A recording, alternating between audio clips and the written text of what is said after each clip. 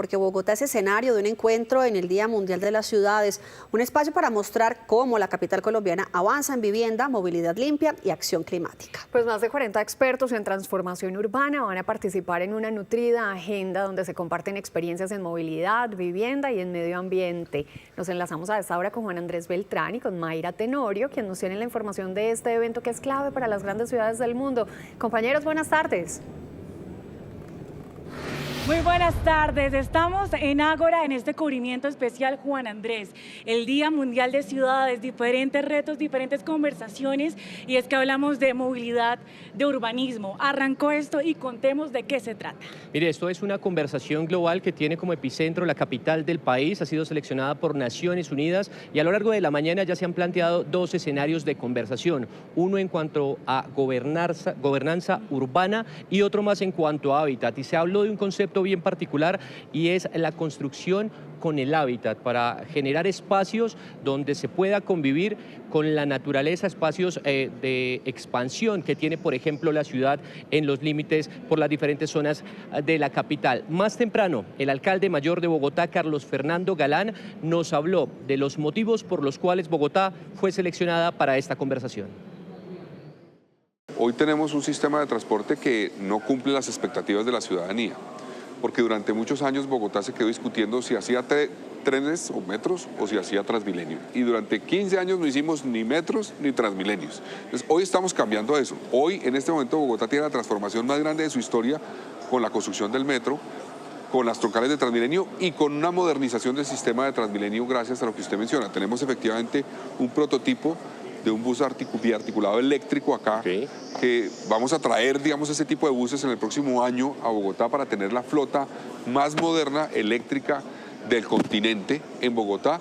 Entonces, esos son procesos graduales y yo creo que la ciudad tiene que seguir. O sea, entiendo la frustración que genera muchas veces tanta obra, tanta transformación al tiempo, pedimos paciencia, pero es en cierta forma el costo de ponernos al día, porque la ciudad se atrasó mucho durante mucho tiempo. Y para ponernos al día tenemos dificultades, pero vamos a entregar una ciudad transformada en los próximos años. Alcalde, precisamente usted mencionaba a esos expertos, por ejemplo, me llama la atención Peter Bishop, una persona fundamental en la transformación que tuvo Londres previo a los Juegos Olímpicos. Hablamos de gobernanza, de transformación en la ciudad. ¿Cómo tal vez tomar algunas de esas situaciones, algunas de esas prácticas de pronto allí y traerlas al contexto de la capital del país? Pues mire, por ejemplo, efectivamente Peter Bishop es tal vez uno de los urbanistas más influyentes del mundo y particularmente en Londres en los últimos 30 años. Ha jugado un rol muy importante en muchos de los proyectos que ha sacado adelante Londres. Con él dialogábamos y vamos a dialogar estos 2 días, por ejemplo, lo que usted menciona, la gobernanza y cómo nos relacionamos entre Bogotá, los municipios vecinos y trabajamos juntos en problemáticas que son comunes. Él me decía, eso es un reto complejo que ustedes tienen que saber enfrentar. También, por ejemplo, hablamos de cómo el sistema de transporte debe ser pensado no como un sistema solamente de movilidad que mueva personas de un lado a otro, sino cómo aprovechamos para transformar la ciudad para la gente gracias al sistema de transporte. Este evento también nos recuerda que la ciudad está nominada al premio Shanghái, que habla justamente de ese desarrollo sostenible con el proyecto de cable aéreo para San Cristóbal. ¿Qué significa esto? Más de 400.000 beneficiarios, hablando justamente de ese desarrollo en movilidad. Pues eso muestra un poco cómo Bogotá ha innovado, ha construido gradualmente, nos falta mucho, yo sé, pero ha dado los primeros pasos para construir un sistema multimodal que se ajuste en cierta forma al entorno, a las necesidades del entorno. Por eso tenemos corredores pues, de Transmilenio, más de 660 kilómetros de ciclorrutas, movemos más de 900.000 viajes al día y tenemos también el cable de Ciudad Bolívar, que lleva ya varios años en operación, ahora el cable de San Cristóbal, que va a tener, digámoslo así, un elemento adicional a lo que tuvo inicialmente el de Ciudad Bolívar, es que ya se está haciendo una intervención en el entorno para no solamente, como les decía hace un rato, tener un sistema que mueva gente y que reduzca el tiempo de viaje, sino que además tenga un impacto positivo en todo su entorno. Entonces yo creo que el reconocimiento que esperamos lograr tiene que ver con una apuesta de esta ciudad, no de este gobierno, de la ciudad durante muchos años para construir soluciones innovadoras que se adapten a lo que es el entorno, a las necesidades de la gente y de esa forma mejoremos la calidad de vida en Bogotá. Bogotá tiene una geografía muy particular porque está rodeado de páramos, humedales, reservas forestales. Es una ciudad muy verde. ¿Cómo pensar una ciudad inteligente y sostenible en torno a estas cualidades que tiene la capital y hacerla también mucho más cercana a las personas, que es uno de los lemas de este foro? Pues mire, lo primero es decir que yo creo que para nada son incompatibles. Es más, una ciudad inteligente puede ser mucho más eficaz para proteger los entornos que son estratégicos en términos de sostenibilidad. Y a eso le estamos apostando. O sea, en el trabajo que se hace en Chingaza, en Sumapaz, en la cuenca del río Bogotá, en los humedales, que además son reconocidos a nivel internacional, un componente tecnológico es clave para poder ser eficaces en la protección de esos entornos. Entonces, esa es la apuesta, digamos, en términos de la protección de esa estructura ecológica principal que tenemos.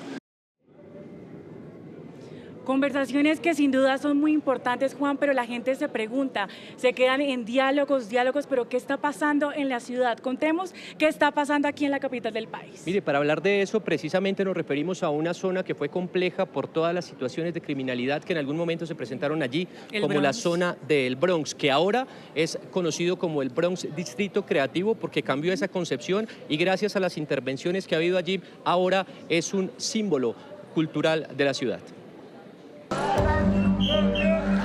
Lo que hace unos 8 años era considerada como una de las calles más peligrosas de todo Bogotá, donde la delincuencia, explotación sexual y microtráfico se había adueñado de este sector de la localidad de Los Mártires, hoy es un ejemplo mundial de revitalización urbana.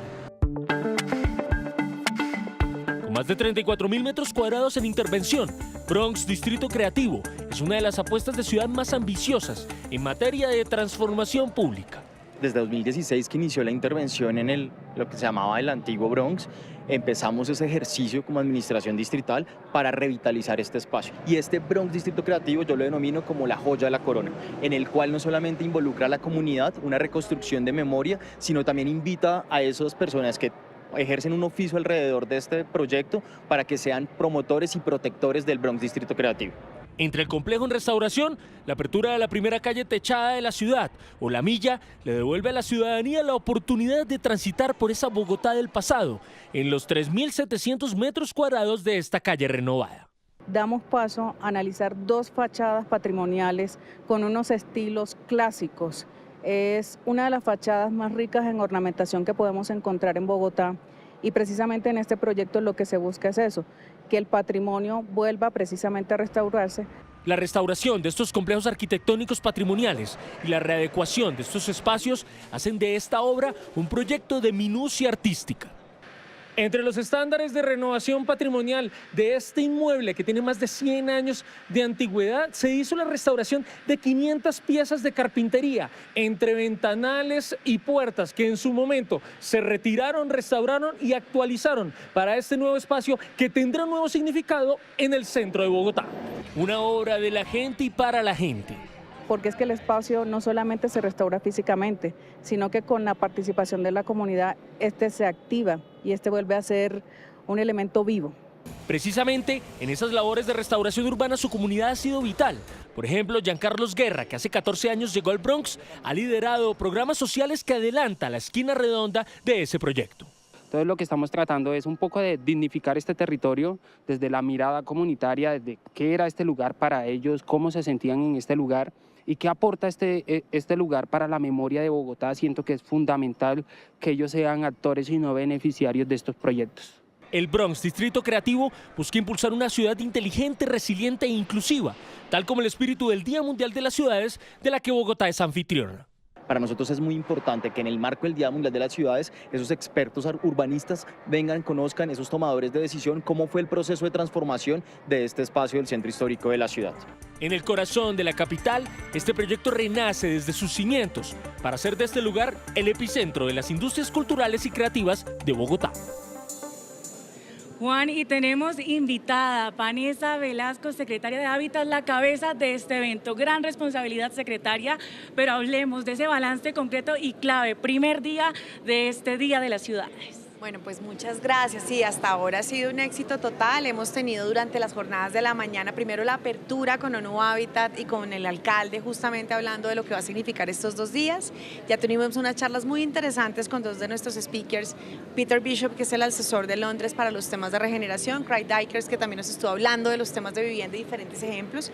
Tuvimos un panel ya muy provechoso en el que tuvimos la posibilidad de contar el plan de vivienda en mi casa en Bogotá y recibir comentarios de CAF, y acabamos de salir de un panel que es muy atractivo objetivo y es cómo revitalizar y mejorar los barrios a cargo del BID. Información que es muy importante y experiencias que esperamos se repliquen en la ciudad, experiencias positivas, pero también hay noticias, secretaria. En principio sabemos que hubo una firma de un acuerdo, de un memorando de entendimiento con la Agencia de Desarrollo Francesa para la revitalización de los cerros orientales, pero también usted nos trae noticias bien importantes. Bueno, esta es una muy buena noticia para la gente de los barrios, para los barrios bogotanos. Firmamos ya, adjudicamos ya nuestro contrato para garantizar con 100.000 millones de pesos atender la recuperación de espacios públicos de 43 barrios en Bogotá y 14 localidades. Estamos muy contentos porque estas inversiones nos van a permitir recuperar la vida, recuperar los barrios, recuperar el espacio público y mejorar la vida de los bogotanos. Muy atentos, muy pronto estaremos contando cuáles son, pero 100.000 millones para la mejora de los barrios y transformar la vida de los bogotanos. También hay subsidios, también ya alcanzaron, por ahí me contaron que ya hay un límite de subsidios que entregaron, se sigue generando noticias y más allá de la conversación, acciones que pues tenemos que contarle a la gente. Bueno, hoy celebrando este Día Mundial de las Ciudades cumplimos ya con el subsidio 20.000 de la administración durante este año y hemos cumplido ya con la meta de adquisición que nos habíamos comprometido para el 2025. Bueno, secretaria, muchas gracias. Y pues esta conversación se ha dado en el marco de la mañana, ya lo decía la secretaria, dos paneles bien importantes en los que usted estuvo presente, Mayra. Juan, así es, secretaria, ustedes hablaban de cómo transformamos ciudad, pero teniendo en cuenta también estos recursos naturales y precisamente se puso de ejemplo a la sabana de Bogotá. ¿Qué tan complejo es transformar una ciudad cuando su suelo es sensible? Esa fue una de las grandes preguntas en el Día Mundial de las Ciudades organizado por ONU Habitat. El tema central, cómo revitalizar las ciudades sin afectar los territorios que están en riesgo. Cuando se habla de suelos sensibles, se habla de lugares que tienen recursos naturales como agua, humedales o ecosistemas que regulan el clima, zonas que pueden parecer disponibles para construir, pero que cumplen una función vital en el equilibrio ambiental. En ese mapa, la sabana de Bogotá es uno de los casos más importantes, un territorio de cerca de 425.000 hectáreas, de las cuales más del 60% ya no se usa para cultivo. En los últimos años, proyectos como la ampliación de la autopista norte y nuevas zonas de vivienda proponen cambiar el paisaje, un sistema vivo que hoy debe enfrentar los efectos del urbanismo. Nosotros, sobre la costa del Río de la Plata, en la ciudad de Buenos Aires, hemos logrado ir destrabando, desarrollando por zonas en función de ese territorio y lo que nos puede dar nuevos espacios públicos, nuevos lugares de disfrute para que la gente recupere la relación con el río en la ciudad de Buenos Aires. Un buen proceso previo de comprender el territorio, de comprender las dinámicas de las personas, que puedan hacer de ese territorio lo mejor que le pueda dar dentro de sus limitaciones, ¿no? Los expertos coinciden, antes de construir hay que entender qué tipo de suelo se está interviniendo y qué riesgos existen, ya sea de inundación, erosión o afectación a los recursos. Algo que es muy importante para la ciudad ahora es integrar la adaptación climática en las estrategias globales. Por eso hay objetivos principales. El primero es conseguir la información especialmente en índices del estado del suelo, inundaciones, riesgos de deslizamientos y crear específicamente reglas para los lugares y las ciudades donde el riesgo es muy alto. Bogotá está rodeada de valles y montañas que recogen el agua de la lluvia y la llevan hacia la sabana, una condición natural que para los expertos exige respeto. Es interesante porque Bogotá está rodeada por valles que recolectan agua. Era un lugar que antes de ser habitado siempre tuvo recursos hídricos. Entonces el agua siempre ha estado aquí, siempre llegó de las montañas y de los valles cercanos. Entonces debemos entender la condición de la naturaleza y quién tiene el manejo del agua. Revitalizar las ciudades no significa construir más, sino construir mejor. Ese fue el tema clave. El desafío está en planificar desde los territorios, proteger los recursos y asegurar que el desarrollo urbano pueda convivir con el medio ambiente. Juan, y si hablamos de ciudad, hay que hablar de movilidad. Millones de personas que se mueven en la capital del país y en las capitales del mundo. Contemos también qué está pasando aquí en Bogotá. y es que parte de esta conversación, Mayra, tiene que ver con la movilidad sostenible, con la cantidad de personas que hoy por hoy utilizan la bicicleta y particularmente un caso puntual, un ejemplo, un referente para Latinoamérica, y es el modelo de En Bici al Colegio, donde los niños van diariamente, utilizan este recurso para llegar a sus colegios acompañados por guía, donde hoy por hoy se mueven más de 8.000 niños aprendiendo, por supuesto, en normas de tránsito.